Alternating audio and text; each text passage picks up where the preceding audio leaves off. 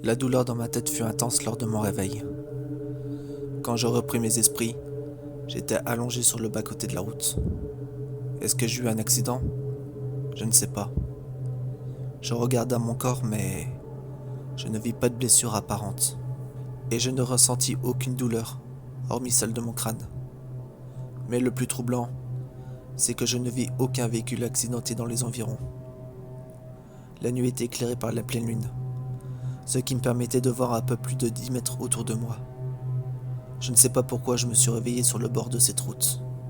J'avais froid, tellement froid, et je n'avais qu'une envie, c'était de rentrer chez moi. Squatter mon canapé devant un bon feu, devant ma cheminée. Pourquoi j'étais ici, et comment je me suis retrouvé là, en pleine nuit, et en plein milieu de nulle part. Tout ce que je savais, c'est que je rentrais de mon travail. Un travail harassant, et un patron tyrannique. Mais ça, c'est une autre histoire. J'étais en train de conduire, et la nuit s'était déjà installée. Pendant que je conduisais, quelques gouttes de pluie commencèrent à tomber sur mon pare-brise. Puis, une averse s'installa et devint de plus en plus forte. Tellement forte que je ne voyais pas plus de 2 mètres de distance. C'était un véritable rideau de flotte. Dans ces conditions, c'était impossible de conduire correctement. J'ai essayé de tenir une vitesse de 30 km/h et surtout de rester dans ma voie de circulation. J'étais tellement épuisé par mon travail de la journée qu'il fallait que je me tape ces trompes d'eau. Je décida de m'arrêter sur le bas-côté après un virage, le temps que la pluie cesse. Les minutes défilèrent et la pluie n'avait pas l'air de faiblir. J'enleva ma ceinture de sécurité afin de prendre mon portable pour appeler ma copine, histoire de la rassurer de mon absence. Pendant que j'appelais ma meuf, je vis 2 petites lumières au loin. Ça devait être des phares d'une voiture, mais ceux-ci se rapprochèrent assez vite, de plus en plus vite. Je fus ébloui, puis plus rien. C'est tout ce que je sais. Mais le plus bizarre dans cette histoire, c'est la route. Elle n'était pas reluisante par la pluie, face à la brillance de la lune. Je m'accroupis pour toucher le bitume. Mes craintes étaient fondées. Il n'y avait pas un poil d'humidité. Et c'était de même pour l'herbe se trouvant sur le côté. Je ne comprenais rien du tout. C'était complètement irréel. Et puis, mon mal de crâne m'empêchait de réfléchir. Je commençai à marcher sur le bord de la route, en me tenant la tête d'une main. À ce moment-là, j'avais l'impression que mon crâne allait exploser. La douleur devenait de plus en plus intense. J'étais obligé de m'arrêter au bout de 20 mètres de marche. Je m'accroupis sur le bord de la route, en mettant mes mains sous mes tempes. C'était insupportable. Le pire, c'est qu'elle ne tarissait pas. J'étais même persuadé que j'allais m'évanouir à cause de ça.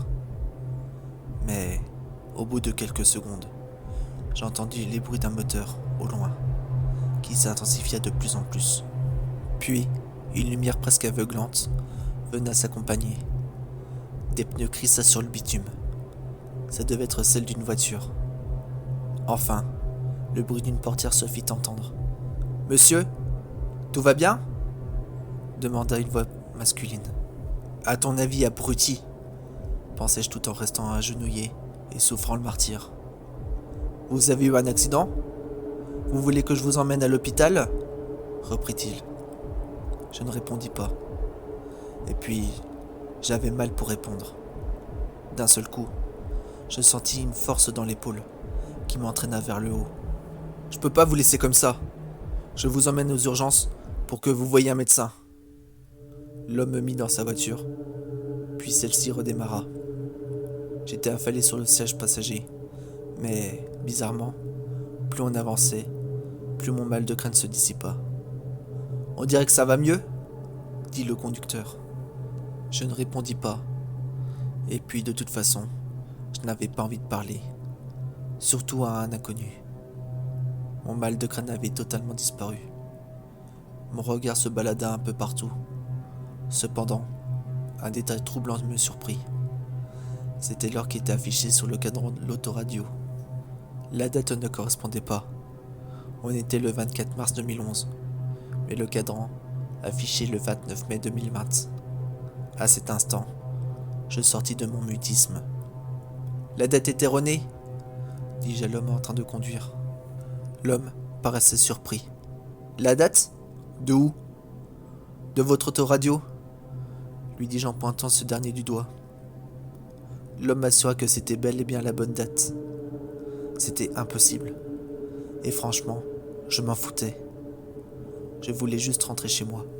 Je repris la conversation en lui disant que c'était pas la peine de m'emmener à l'hôpital, car la douleur avait disparu. Après moult hésitations, l'homme finit par céder. Je lui donnai l'adresse de chez moi. Il l'inscrivit sur son GPS. Vous êtes sûr de pas vouloir aller à l'hôpital? Me redemandait le conducteur. Je soupirai en signe de refus. Après quelques kilomètres, mon mal de crâne me reprit. Au même moment, le point qui symbolisait la voiture fut proche de la destination indiquée. Mètre après mètre, mon mal de crâne s'intensifia de nouveau. L'homme, préoccupé par la conduite, ne s'apercevit pas de mon mal-être. 200 mètres. 200 mètres nous séparaient de mon chez-moi, et mon mal de crâne me refaisait de plus en plus souffrir. « Et voilà, on est arrivé !» dit-il. Puis, le conducteur tourna la tête de mon côté. Ce qu'il vit le fit pâlir. « Mais pourquoi vous m'avez demandé de vous déposer à un cimetière ?» Malgré ma tête, qui était prête à exploser, je regardai à travers ma vitre. Un portail se présenta devant moi. Derrière, des rangées de tombes en granit brillaient par la lune. Je ne sais pas pourquoi, mais je tournai la tête vers ce pauvre homme, qui ne comprenait rien. Pour une raison que je m'explique pas, je lui répondis. Mais je suis arrivé à destination. Puis, je hurla sans raison. Le pauvre homme terrifié sortit de la voiture et partit en hurlant. Puis, plus rien. C'était le néant. Je ne comprenais pas de ce qui venait de se passer. Je me souviens juste que je me réveillais allongé sur le bord de la route, avec un mal de crâne. Ai-je eu un accident ou quoi? Il n'y avait pas ma voiture. Pourquoi?